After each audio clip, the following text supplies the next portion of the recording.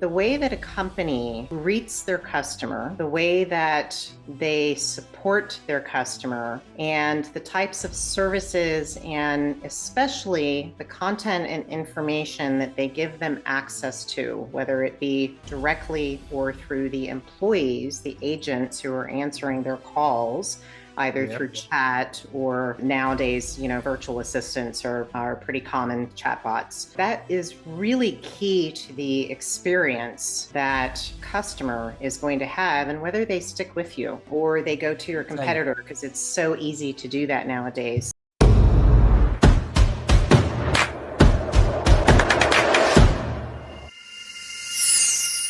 Hey guys, and welcome to the Grow IT podcast. One of your hosts here, Trey King.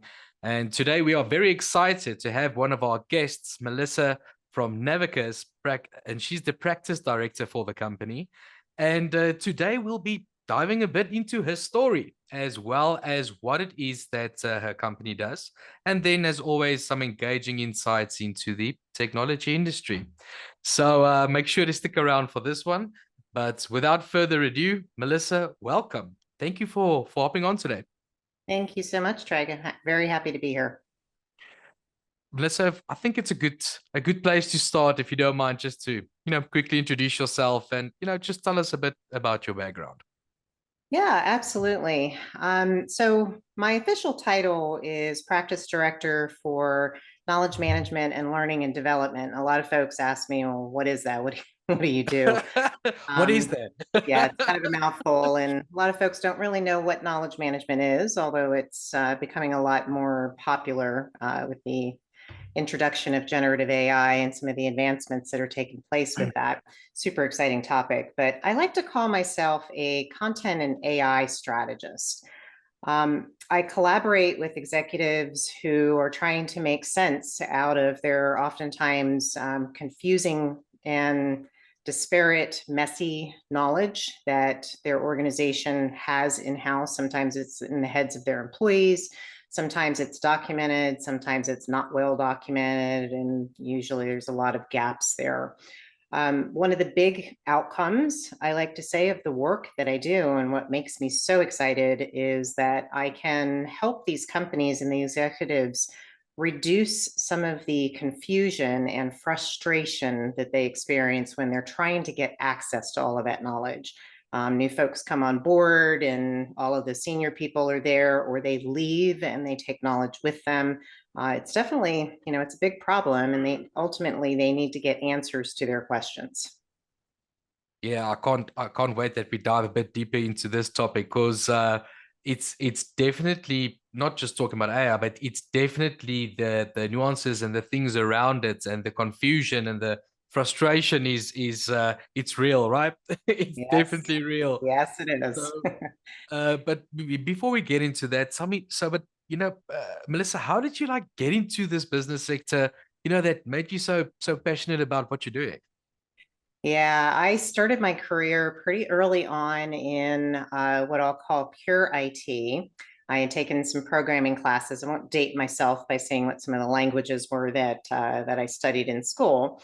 But I very quickly came to realize, as I was working through a particular project for school, that programming was not my thing. I didn't like debugging, and a couple of the programmers that were helping me on a project, they're like, "Oh my God, isn't this fun? Debugging is the greatest." And I'm like, "Yeah, no, that's not for me, apparently." But I knew that I wanted to stay in IT because I definitely have a penchant for it. It's what I do in my fun time, things that I sit around and just kind of tinker and explore and research. So my career sort of evolved in what I'll refer to as the help desk contact center space. Pretty early on, I got introduced and was set up and running an insurance company that I worked for, their help desk. And I got to learn a lot about what it takes to give good customer experiences. We all experience this. You're trying to get help with your iPhone device, And so you're reaching out to Apple for support. You may be going to their website. Just pick any product that you have, your laptop, a heater, anything that you need help and support with. And the way that a company greets their customer, the way that they support their customer, and the types of services and especially the content and information that they give them access to, whether it be directly or through the employees, the agents who are answering their calls, either through chat or nowadays, virtual assistants are pretty common, chatbots. That is really key to the experience that customer is going to have and whether they stick with you or they go to your competitor, because it's so easy to do that nowadays. So I became very passionate about these experiences and what the importance of accurate, consistent knowledge content was to that process overall. I think at the end of the day, the content that your employees and your customers and sometimes partners have access to, that's the hub of the entire customer experience. And if you get that right, which is not easy to do, but if you get that piece right, the rest of it sort of, comes into place. It's sort of the foundation of building your house. Keeping to the subject, in your experience, and you've been doing this for quite some time, what are like the current market trends that you are aware of? What ways are the winds blowing these days?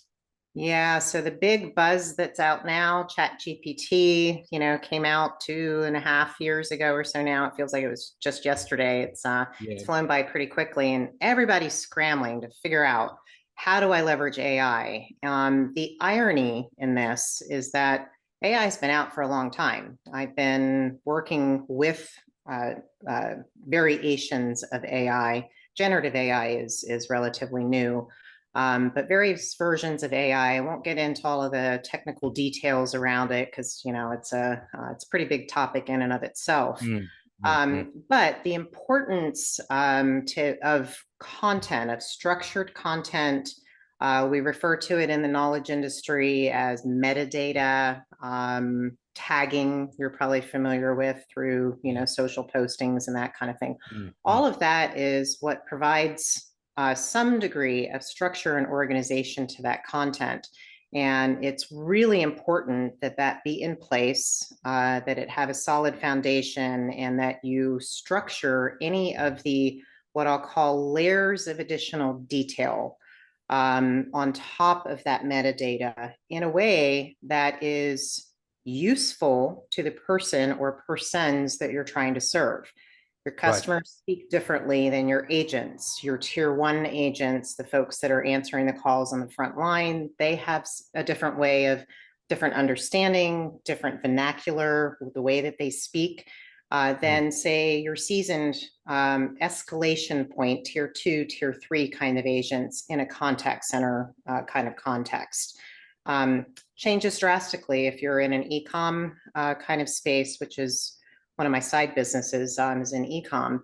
But in that type of an industry, you're interacting directly with your consumers more often than not. And when your consumers have issues, they too are reaching out to agents who have more of a sales type of focus. So you really need to, you got to be precise with what that content is and for what purpose is it serving, who is it serving, and then build the degree of structure and organization around it that supports it. I said a lot there. I'm sorry. I get very passionate. It's so interesting. This, so. It's so interesting. I mean, I had one of a founder of a company I had on the podcast not so long ago, and it's their business to do digital transformation with companies. And and he mentioned that in so many cases, because of the AI, I don't want to call it a boom, but for lack of a better word, they struggle because companies only have that amount of budget they can allocate to this type of transformation, and then for Yes. them, it's interesting, do they focus it more on the front end, which is more like you mentioned now from a customer experience point of view, which in my view is the most important. But obviously Yep. the data that comes out of that plays a big role at the back end, right? So, Yes. and where to do what and when, is this Yeah. and he told me it gets so like you rightly said in the beginning, people are confused, Yes. and overwhelmed. So, Yeah. Melissa, you've mentioned now a lot of value points that I've already picked up, about what you guys do. But what would you, I think this might be good to explain to the audience, what is it specifically that the company does? Yep. So it's probably better to talk from a high level, and I'll work my way inwards because it's a pretty big topic. Sure. Let's say you're a CTO, CIO, Mhm. and your shareholders are telling you, you must do something AI. Don't care what it is. That's the thing. We need to meet the market space and the demand, and we have to be in this space showing our dominance and importance, or the importance of this to our business. We're Mhm. keeping up with the marketplace. So they don't know what that means, and they're giving a directive to the front folks on the front line. So Mhm. usually there's an RFP or an initiative that comes into play, and they hopefully will reach out to a consulting firm such as mine that has a speciality in doing this exact thing. If Right. you do not know what and I'm going to loosely refer to it as the people, the process, and the technology, what the things are that are going to make this said AI initiative work and come to life, and most important, to be successful. Mhm. There's a whole topic around that success piece, and how you identify that and understand the ROI around it. But having the consulting expertise, to bring in to work alongside and collaborate with the folks that are internal to your organization. There's nobody that knows your business processes and your data and your customers in the way that you do. But if you are working with an effective consulting firm, they take the expertise that we have, and they collaborate with all of the folks within your organization, from you in the C-suite all the way down to the frontline individuals who are making use of that content, Mhm. whatever audience that happens to be. If it's agents, sometimes it's customers. We may interact and interview directly with customers or assess data and survey data, that kind of thing. So we bring that project to life. And it really depends. I have no two engagements that are exactly alike. In some cases, organizations are trying to figure it out. They want a roadmap. They want to Mhm. understand, where do we go? How do we make this happen? What is it? Sometimes we're starting off with that basic question, Yeah. all the way down to, how much is it going to cost me? And how long is it going to take for me to discover and explore how to build this, to perhaps get technology, perhaps to get the people and departments in place. We help them structure right down to the job descriptions of the people that they need to bring these initiatives alive. On the back end of this, once you've done it, you've set it up, we help to implement, we can do technology deployments.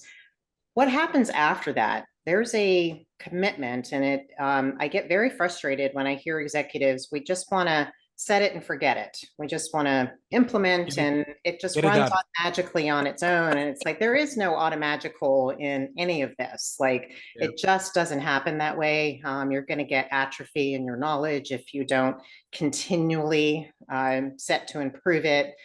So we help organizations define and build those, I'm going to call them business processes, that the people who will help them to hire, if they need that, um, that they are going to use to keep this thing alive, to keep it functioning well, to do the data and analytics, to know if it's being used, where your content gaps are. I can bring in technical writers if that is what's needed for the organization to move forward. So all sorts of staff augmentation, right down to system management. If you need the AI or knowledge management system or anything else to be, kind of keep the lights on, I like to call it. So that's that managed services type of component. We can do that too.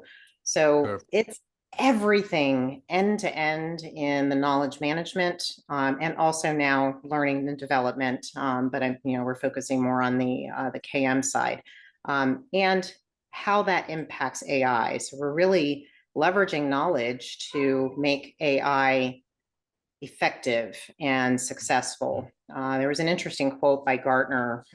It was done like the summer of last year, and he said, they said that organizations that are trying to initiate AI implementations or set these programs in place, the majority of them are going to fail if they don't have an effective knowledge management system in place. And by 2025, which we're now in. So I thought it was kind of ironic, but that is so true. It's all based on the structure and the solidity of the content that system is going to retrieve. I consider AI in whatever form it is, whether it's a virtual agent or it's an LLM with a prompter on the front, and however you get to it, doesn't matter to me. That is, to me, another user of my knowledge. The difference with AI is they get to it a lot faster. Infinitely faster. They're doing queries and looking up information way faster than any human could ever hope to do. And that to me is where the tremendous potential comes from. The concept of generative AI, it does what I refer to as creative writing.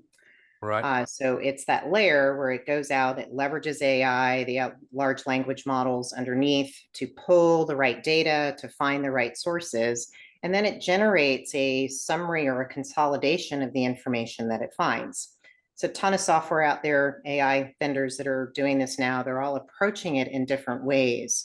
But the underlying problem that every single one of them are going to find, which is why the Gartner quote is so meaningful to me, is how does your software or your system or your process handle it when your AI finds 10 answers to the same question? What does it do? And they're all different, by the way. And what happens if parts of it are undocumented? Well, what do you do then? And every single one of them come back and say, well, we call that out in whatever format they do it. Some do it better than others. We call that out for our human people to go sort out. So let's follow that through in a real life example. I'm an agent. I have an AI tool that's now helping me. I've got a customer on the phone who's really upset. They have a single question that they need to get an answer to, and they've got to get it fast because it's a life and death situation for them. Losing money or what the case may be. Yeah, like, does this not happen or what? Yeah. Probably all the time. So the agent is typing away. AI's gone out. It's found 10 answers now. There's gaps in the information, and they're trying to make sense. So great.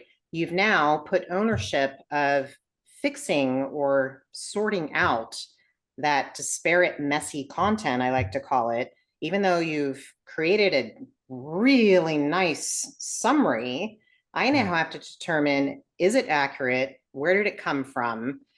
What documents is it, relying on? And then answer this customer's question quickly. And hopefully, if I have the time, I'm giving feedback into the people that are managing the content to say, well, you got issues over here. There's 10 of them. There's gaps in it. Something's wrong here. You need to go fix the content, which starts a whole different business process.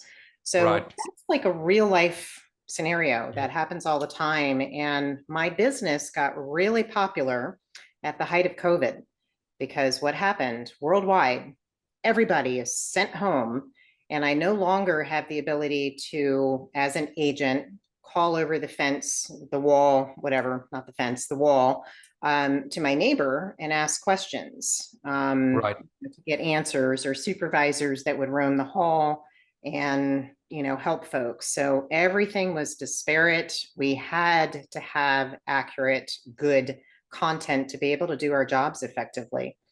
So it's Very, a really, really cool space to be in. yes, very, it's so interesting. And, I can fully understand why you in the business is so successful because, just from a value standpoint and the knowledge that you have on this topic and you're enjoying it, right? I So am. how Yeah. excellent is that? I geek out on it all the time. I was like, oh, Oh, I hope I don't do that's that awesome. today, but I can't help it. But tell me and then, just on a personal level, there's some of our audience are, might be a bit on the younger side, and they're they wanting to either break away or jump ship from where they're currently at, and wanting to move in this type of space or this type of work that you do. In your opinion, Melissa, what would you say? What type of mindset do you think does it take to become someone that's in the position that you're currently in? Yeah, so I could take that from two different approaches. I could take one of it in one approach is what I do in the space of knowledge management. So that's a discussion in and of itself. The secondary side, which I think I'm going to focus on, is the leadership aspect of things, and because it also intrigues me. I'm a leader in the space of management, which Mm, is a mm. big part of what I enjoy about what I do. So I'll focus on that for folks. I have younger sons who are in various degrees of leadership as well, and we have conversations about this. Yeah. Um, I think there's probably two skill sets that an individual who is looking to get into leadership should really invest their time in. The first one is volunteer leadership. And I Right. say that I think every manager, leader, whatever definition you want to give to the title, every one of us should have to do a leadership position for a volunteer organization. By that, I mean an organization where all of the people that are working with you and helping you to accomplish whatever your goal is, as a Mm. group, they're all Yeah. volunteers. Nobody's getting paid. Like, Mm. they can walk away, they don't have to be there helping you. And I did this through the Toastmasters organization pretty early on in my career, Oh and it was yeah. Awesome. very insightful. Yes, I would think so. Yeah, nobody's getting paid for that. And you have to establish your vision, you have to communicate it, you have to be able to let folks know what their contribution is to that vision. You have to build team and collaboration, letting folks work together, be purpose driven, like all the cool things that makes somebody a good leader. Right. Aside from the fact that, Toastmasters is most well known for its communication skills. So being a leader is about communicating, being able Right. to get your point across and share it in a way that is meaningful to whoever it is that's listening to you. Right. So I think that is, and actually, I'm going to stick with it there. I said there were two things. I'm going to stick with that one. I really think it's about learning to do this through a volunteer type program, because you're going to That make is mistakes and you're going to figure it out, or you're not. You're going to figure out it's not your thing. that's so profound. And I must tell you, it's the first time that I hear perspective like that. When it Really? comes to Okay. leadership. Yes. I must say that's very much profound. Well, Melissa, I need to thank you for coming on and willing to share your knowledge and your expertise. Like Absolutely. mentioned earlier, I think the value that you guys bring as a business is extraordinary, and especially now with AI being such a buzzword topic and a big thing in the market at the moment. And tell me, but where can the listeners, where can they get hold of you guys? Yeah, so LinkedIn is obviously one of the easiest ways you can do search for me, Melissa Carter. Our company name is Navicus, Navixus, and if you think the pronunciation is navigating customer experiences, but the X is the CX, Yes, customer experience. got it. I Yeah, wasn't the one that picked the name, but it is memorable. So yeah, you can certainly do a lookup for that, or it's just easier to find me on LinkedIn. I'm on there all the time and would be happy to chat up. As you can see, I'm very passionate about this. So reach out, happy to answer questions and just connect. awesome. Thanks for hopping on. Appreciate you. Take Thank you care. so much, Treg.